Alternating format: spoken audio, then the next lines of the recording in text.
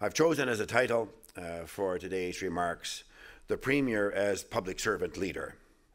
1 week ago today, I was sworn into office as the 32nd Premier of our province. It's timely, at the outset of my second week on the job, pretty much exactly 7 days since the swearing in, to take this opportunity to address you, the senior leadership of the Prince Edward Island Public Service. In my remarks today, I will identify priority issues and objectives for our government and outline thoughts and reflections about a new approach to doing the business of government. For me, this is an excellent opportunity to speak to you as colleagues. A Premier relies on a professional and dedicated public service led by a senior team of directors and deputy ministers. Everything that we do is teamwork, and it's all about public service. Let me say a word first about my title, Public Servant Leader. Note that I do not say leader of the public service. I do this for 3 reasons. For starters, I am not the leader of the public service. That role belongs to the Clerk of Executive Council. And with my experience teaching, studying, writing about constitutional law, administrative law, and public administration for more than 3 decades, I come to the office of Premier with a sound grasp of the architecture and protocols of modern government, and with an appreciation for the contributions and role of a professional public service. Second, I take office as Premier with a nuanced sense of how the political and bureaucratic aspects of government must relate in order for Prince Edward Island to have an effective public administration and an engaged and vibrant democracy. I'll say more about this later. Third, and most fundamentally, I see myself as both public servant and leader. A Premier should lead by example. Moreover, the Premier is the ultimate servant of the people. Say a word now about openness and engagement. Prince Edward Island Premiers have been famously open in the extent to which the public has access to them. While some of our Premiers have practiced an open-door policy to a greater degree than others, it's generally true, and it has been a distinctive advantage, that Prince Edward Island Premiers have been accessible. What's more, this intimacy, or advantage of scale, has enabled our Premiers to be active players in a teamwork approach when it comes to doing the business of government. As John mentioned in the introduction, I've spent 3 years studying and writing about the time in office of our longest-serving Premier, Alex B. Campbell, who was well known for seeing people in his office and for reaching out to the public, including regularly picking up hitchhikers. For reasons that most of us consider regrettable, including basic personal and public safety, some of the openness of an earlier day has had to go by the wayside as we introduce more security-minded cautions and procedures. As you know, my first week in office included threats on my life and led to the criminal charges, and matters been dealt with in the courts this morning. But this is not a business for the faint of heart. While adding security precautions imposes regrettable restrictions on the habitual openness of our Premiers, these are measures that can be considered and implemented according to our best judgment and our ability to learn from practices in other jurisdictions. The more nuanced questions of judgment or personal style come when we consider how to strike a balance between openness or accessibility and the availability of time. And I know this is an issue that we all face, for time is the scarcest resource when it comes to governing. These questions get at the core of how the Premier and the entire public administration strike a necessary balance between delegation and coherence. I'll come to these considerations later, but first let me say a word about my style as Premier. I've devoted a number of hours during the first week on the job, getting around in government offices and facilities to meet the people who do the work. I've had lunch several days in the cafeteria, been in the print shop and the mailroom, and toured offices and workplaces, starting with the areas for which I have ministerial responsibility. And as you'll know, there are more than a few of those. This is not a simple public relations thing, it's human relations, and it reflects my view of an important way in which the Premier can contribute to an effective public service. I intend to continue this practice as long as I'm Premier. I'll give you 2 examples. On Saturday morning this past weekend, I went, in effect uninvited, to the annual meeting of the Prince Edward Island Fishermen's Association. And while I didn't have a formal place on the program, I went in and met with various people before the event started, and MLA Charlie McKagan brought greetings on behalf of the government. And the organisers invited me to make some remarks as the incoming Premier, which I gladly did. I might say that when I went in the morning, one of the group of the fishermen that I knew said to me, "How was the first week?" And I said, "Well, it wasn't too bad. Only one person wanted to take a crack at me." And The response was, well, you haven't gotten out of here yet. In any event, that provided me with an opportunity to speak about what I've learned about the fishery during my interactions throughout the province over the past 3 months. And that's the kind of thing I intend to continue doing. And while I was at that meeting, prior to its starting up, I had an opportunity to speak with a leading distributor of PEI seafood and East Coast seafood products from France, who told me that he believes that the sales of East Coast seafood to Europe could triple under the new trade agreement with the EU, and that could take place in the space of 5 years. And I think that's another example of why it's important for the Premier to be open and accessible and to be getting around. And in fact, I had an email yesterday from that same seafood distributor. And it's not that I intend to start doing other people's jobs for them, but it doesn't hurt to have someone getting around with a nose for opportunities as well as an ear for trouble. On Thursday of last week, I traveled to Tyne Valley to pay my respects at the wake of Charlie Sark, long-serving chief of the Lennox Island First Nation. Fortunately, I had the honour of visiting with former Chief Sark in his home in Lennox Island in early December.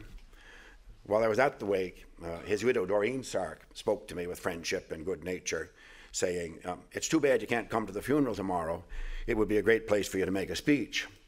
And I don't think she meant a political speech, but this is another important way in which our province's Premier can show leadership, by acknowledging our identity, celebrating the lives and contributions of leading citizens, in effect, for the Premier to be a leading citizen.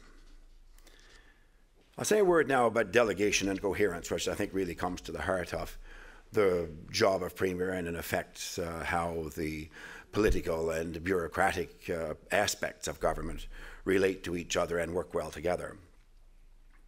Early concepts of modern bureaucratic government were based in a view that a combination of laws and edicts would be handed down from the top through hierarchical structures to those who did the frontline job of government. The notion of bureaucratic discretion was introduced later, and the view that civil servants should speak truth to power came along later still. Over the past 3 to 4 decades, much has changed to re-centralize power in the office of the Premier or Prime Minister and in the hands of a small corps of advisors. I'm an admirer and follower of Donald Savoy, our leading student and critic of modern practices of public administration. Savoy has written in Whatever Happened to the Music Teacher in 2013 of the tendency of modern government to cut back on frontline services while growing overhead, notably by adding layers of oversight and review aimed at ensuring that government stays out of trouble. In his earlier book, Power, Where Is It, in 2010, Savoy argued that power was eroding away from institutions and organizations and going to powerful individuals in both the public and private sectors who often push aside formal processes in order to drive change. As an incoming Premier, thank you.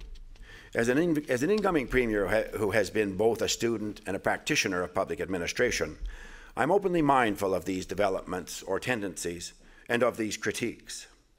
In my remarks today and in my work together with government and the Prince Edward Island Public Service, I will make every effort to be clear and open about the values and priorities that will guide my conduct as Premier and as public servant leader. And I think that's really one of the most important ways that a Premier can be of service to the entire public service, which is to be clear about priorities and values so that public servants in turn can operate knowing what the overall framework of priorities and values is that we're operating within. So today I've identified 10 lenses through which I intend to view the choices that we make as a government, and through which I hope that our senior public servants will make choices, take initiative, and show leadership in your respective domains. Thank you, Aaron.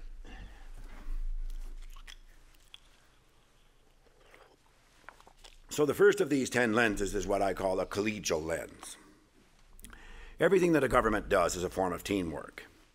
As an example of how fundamentally I view this, we could look to our very first act as a new government. At last Monday's swearing-in ceremonies, all government MLAs and those who have currently declared an interest in being candidates were invited to attend. To my knowledge, this is a first. Cabinet making has typically been viewed through a lens of ins and outs, with only those named to cabinet and their guests invited to the swearing-in.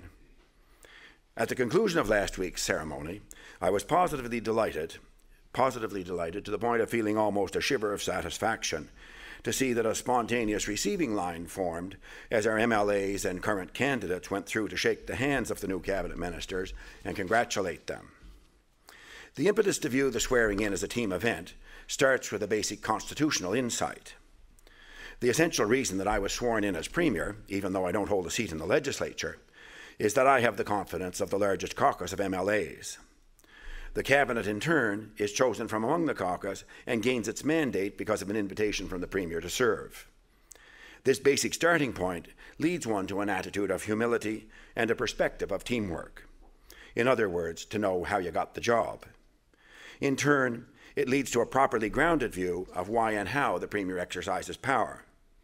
I might add that, should there be a future opportunity to be sworn in as Premier, I will be open to an even larger and more inclusive approach to the team that is seen to be taking office. In that case, we'd need a space larger than Government House. This collegial lens explains my decision to have lunch in the cafeteria on Tuesday and again on Wednesday of last week. And I know that word got around, and it's not why I did it. I did it because I wanted to see where it was, and actually the food's pretty good. And an opportunity to say hello to the folks that were there, and that's exceptionally important in the early days and throughout the mandate that I'll hold the office of Premier. And it explains why I'm meeting public servants in their workplaces. Government and public service are by nature teamwork. My second lens I call a people lens. Governments only exist because we serve communities and citizens. Without people, there would be no government. Prince Edward Island faces a critical demographic challenge. We have a rapidly aging population.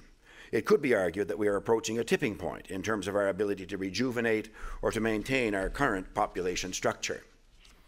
While being alert to our demographic challenges and acknowledging that we are called to act, we should also recognize our successes. Between 2007 and 2014, Prince Edward Island's population grew by 6.2%, compared to 1.5% for Atlantic Canada as a whole. What's more, our population has become more diverse. During this same period, our workforce expanded to an historic high, and the number of workers with post-secondary credentials increased from 38,000 to 47,000, which is a remarkable achievement in the space of 7 or 8 years. These trends are favorable, but they will not continue without concerted and strategic action to retain, repatriate, and renew our population. And on that note, I would say that all public servants, starting with the Premier, must conduct themselves and make choices with people and communities in mind. Given a choice between insisting on the status quo and taking measures that will favor a rejuvenation or renewal of our population and communities, we should show initiative and openness to measures that will bring change and put our province on a more sustainable footing. Over and above these demographic perspectives, there's a broader point about how we deal with people. We should always approach individuals who are affected by our decisions with caring and respect. Even if the answer is no, perhaps especially when we are saying that we cannot help someone, we must treat people with good grace. In the political realm, I have said that we must call on our better nature. This applies equally to how we deal with people in our roles as public servants. My third lens is a prosperity lens. Most Prince Edward Islanders recognize that as a province, we face serious economic and fiscal challenges. While there are many specific steps or measures that we can consider, there is only one overall strategic objective that will address these challenges, and that is to grow the economy. The fastest and most sustainable way to increase Prince Edward Island's economy and grow our gross domestic product is to increase our sales of goods and services interprovincially and internationally. In 2014, we reached a record $2 billion in total sales of goods and services outside the province. This figure includes a record $1 billion in sales outside of Canada. Along with the celebration of these record achievements comes the sobering realization that we spent almost $4 billion to purchase goods and services from outside of Prince Edward Island in the same year. In other words, we have a balance of trade deficit. It's on the order of $1.3 billion. This figure, this trade deficit, together with chronic outmigration of talented mobile people, amounting to net outmigration of 2,000 Prince Edward Islanders over the past 3 years, defines our prosperity challenge. And frankly, I'd go further to say it actually defines our ability to sustain ourselves as a province. These two issues, and I think this comes back to what I said earlier about the Premier's part in this, starts with identifying what are the two things that I think I want to try to change during my time as Premier, and then to pass that information in a way, or pass that commitment through to you folks as senior public service leaders, and you in turn to your teams and to the initiatives that you'll take in your respective domains. If we can reduce our balance of trade deficit and stem the net outflow of talent, Prince Edward Island will make dramatic strides to improve its economic and fiscal trend lines. Fellow public servants, given our small scale and our limited ability to be strategic and cohesive, I say limited ability to be strategic and cohesive, but let me stop and revise that to say small can be big, and I'm going to come back to this. Given our small scale and our consequent ability to be strategic and cohesive, Prince Edward Island could lead Canada in economic growth. My fourth lens is an engagement lens. Prince Edward Island leads the rest of Canada by long strides when it comes to voter participation. Islanders are interested in politics. However, we cannot take this for granted. Governments everywhere must continuously seek better ways to serve people and engage them.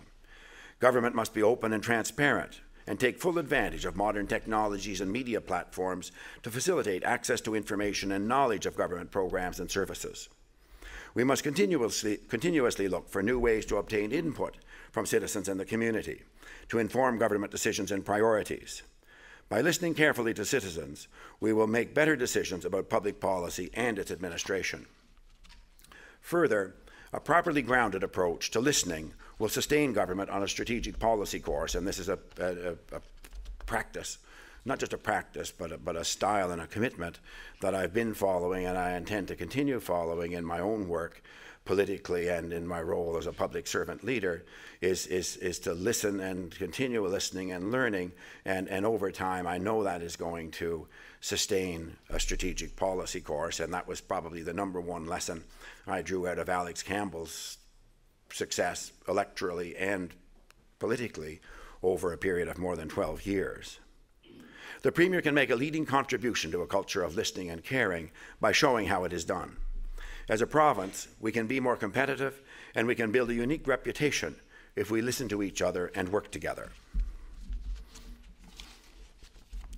My fifth lens is an ethical lens.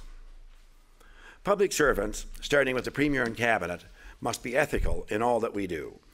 Further, we must be perceived to be guided by and operate according to high ethical standards. This is a leading challenge for government, especially in the face of significant public skepticism. Faced with skepticism, government and its leaders, including public servants, must not become frustrated or distant. Instead, we must make ever greater efforts to build public confidence and trust. The challenge to build public confidence and to be perceived to be operating according to high ethical standards extends to senior public servants and political advisors. Early in our new mandate, my government will take steps to extend conflict of interest requirements to deputy ministers and senior public advisors, similar to the regime currently in place for ministers. In the same spirit, we will introduce post-employment restrictions similar to those applicable to ministers for deputy ministers and senior advisors. The ultimate measure of success in applying an ethical lens to all actions of government will be whether we have public trust. This is not something that we should expect to gain or grow quickly. We live in challenging and skeptical times. Some would say that the mainstream media are too much given to criticism. I would say they have a job to do. The more worrying development to me lies in the anonymous online comments and the cant of the blogosphere and social media. These generally negative and unaccountable criticisms make it all the more challenging for public servants and political leaders to build trust. That said, these negative forces make it all the more important that we make our best efforts to build trust with our immediate publics and with the people that we serve on a regular basis.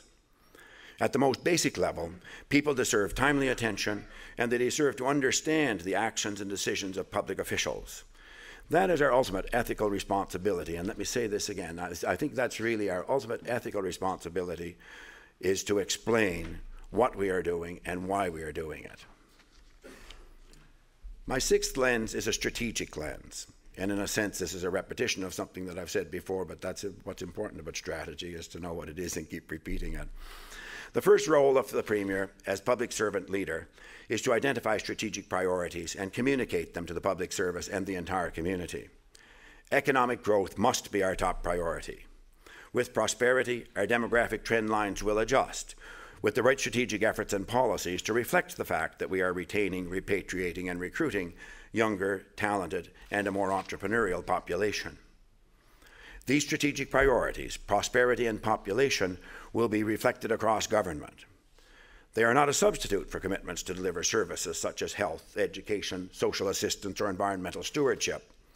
However, if we cannot grow the economy and rejuvenate our population, our ability to deliver services in other areas will become increasingly stressed. The Premier's role, in addition to identifying strategic priorities, is to ask the right questions, repeatedly. I think of this as a Socratic form of leadership. Specifically, I'll be heard to ask regularly in response to proposed initiatives, where's the growth? How will we measure the return on investment? What does this do to change our demographic trend lines? The reference to a Socratic approach, by the way, is to the Greek philosopher Socrates, who was famous for a teaching method that consisted of asking questions and persisting until the answer came back in a form of learning. My seventh lens is a rural lens. Prince Edward Island is Canada's most rural province, with 53% of our population living outside of urban areas. Still, rural communities have understandable concerns about their sustainability. The gravitational pull of population toward urban areas is a global phenomenon. While government cannot by itself counteract this gravitational pull, we can and must ensure that we go beyond stereotypical thinking. It is not foreordained that rural communities will decline. Rural people and communities are by nature resilient. They have a strong sense of pride and identity. Many island communities and regions benefit from strong leadership. Some have articulated strategic priorities and have worked together on a process of development. In the Socratic spirit spoken of in the previous section, the Premier should and will ask, and will encourage public service leaders to ask, have you thought about this through a rural lens? Would this work in a rural community? This is a call to detect stereotypical thinking, to think outside the box, and to take a second rural look. This is not subsidization or expressing a preference for rural over urban. Neither is it what some might think of as affirmative action. It is acting to ensure that we don't overlook an essential feature of our total identity as a province. It is also acting to ensure that we recognize that some of our greatest contributors to the total prosperity of our province and some of the greatest potential for new growth are to be found in rural communities. My eighth lens is a frugality lens. Prince Edward Islanders are understandably concerned about the need to live within our means. They understand that there was an historic economic downturn in 2008 and 2009 and appreciate the fact that Prince Edward Island came through that downturn without experiencing a recession, unlike other Canadian provinces. Still, they know that the revenue line cannot be chronically below the expenditure line. We are now beyond the downturn. Business confidence in Prince Edward Island is at its highest level since 2002, standing at a nation-leading 72.4 points on the monthly barometer of the Canadian Federation of Independent Business. This compares with a rating of 52.7 in the month of October and represents a pattern of gains in business confidence in 4 consecutive months. While the core challenge for government is as much on the revenue side as it is a spending problem, notably due to the fact that federal-provincial transfers have flatlined relative to the demand for the programs they are intended to support, the responsibility of government is to balance the books, and that is not lessened because we have a revenue problem. We must spend public resources where they will achieve the greatest benefit and impact, and especially where there may be duplication of effort or an opportunity to direct financial and human resources to frontline service. Within government, we require a rigorous culture of due diligence, and I intend to lead by example. People bringing forward initiatives or proposals should expect to be asked, are we getting the return that should be expected by taxpayers and government? In my capacity as Premier and Minister of Finance, just in case anyone missed the fact that I took on that job along with a few others, in my capacity as Premier and Minister of Finance, I will be asking during the budget review and other processes, is this necessary? Can we do this more efficiently? Can we tighten our belts? My ninth lens is an entrepreneurial one. Over the past 3 months, I've visited every PEI community and many businesses and community-based organizations. In every case, after visiting a thriving initiative or a community or an organization, I've had one response when I asked myself, what makes that endeavor successful? No enterprise, whether for-profit or community-based, can succeed on a sustainable basis without entrepreneurial leadership. And remarkably, in so many instances, that came down to one individual who really showed leadership, took initiative, shared with a team, built a culture of learning, and took risks that were well measured and that led to rewards. While business confidence on PEI is at an historic high, we do not have enough entrepreneurs, and we never have too much entrepreneurial leadership. In making this statement, I include the need for entrepreneurial leadership in the public sector. This is a long way from saying that government should be our economic engine. For Prince Edward Island to achieve a sustainable economic acceleration, its engine must be in a thriving and entrepreneurial private sector. My 10th and final lens is what I call small is big.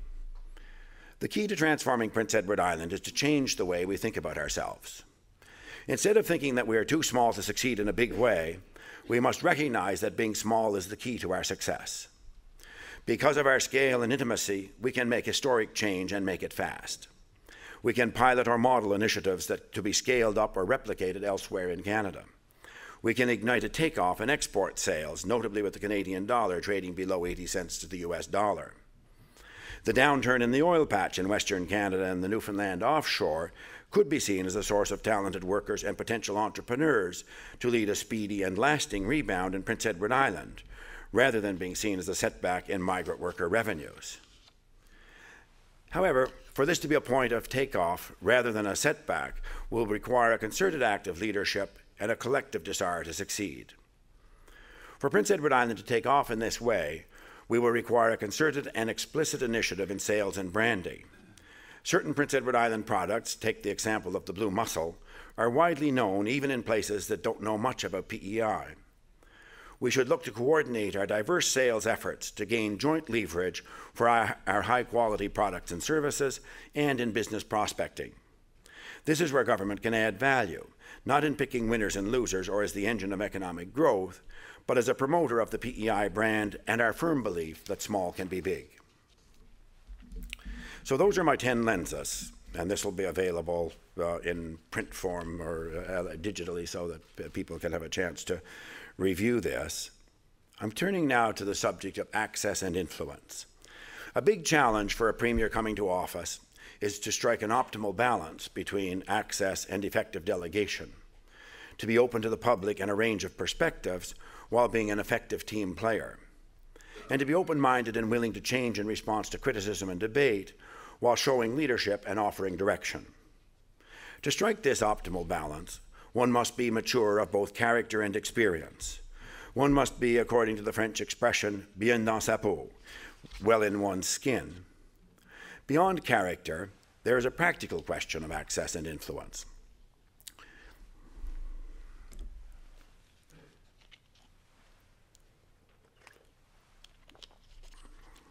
Beyond character, there is a practical question of access and influence.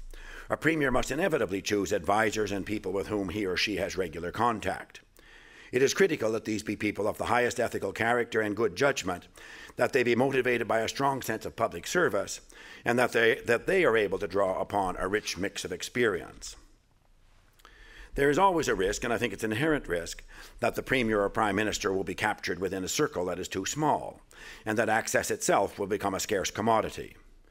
The best antidote for this is for the Premier to get around and get out, and to be open to a wide range of views and perspectives. Even in a world with real concerns about personal or physical safety, this must be a conscious priority. An undiscerning open door may lead people to question whether one is maybe adequately focused, but a closed door signals the absence of interest in change or in grassroots input. The ultimate requirement for a premier and an effective public servant is judgment, balanced, serene, and well-informed judgment. At the Liberal Leadership Convention on February 21st, I said that I had believed and had been told by others that I had been interpellé to serve as Premier, noting that the word interpelle means challenged, can mean challenged, questioned, worried, or engaged. While there are elements of each of these in my approach to the job of Premier, the term that is least applicable is worried, you'll be pleased to know. And the best translation of interpelle that applies in this context is to say that one is called to do something. And I do feel that I'm called to serve as Premier of PEI. This is a function of my roots, my commitment to our success as a province, and my professional background and experience. Another French word applicable to my view of the job and to my remarks today on the subject of the Premier as public servant leader is métier, which describes what one does in life, or what you are cut out for. Over the past week, and in the course of preparing these remarks, it has been eminently clear to me, on the moment I stepped into the office, or whether I get in the elevator or go down to the cafeteria or stand here speaking with the senior leadership group today, it has been eminently clear to me that I feel good about stepping into the office of Premier of Prince Edward Island. I am prepared for this, personally and professionally. One very important way in which I feel supported in my role as Premier is to know that I'm part of a team of professional public servants who care about our province and about serving the public. I know that there will be future opportunities to address this group of senior officials, the directors group that's here today, and through you and to our total public service working as a team to play an active and constructive role as public servant leader. Thank you.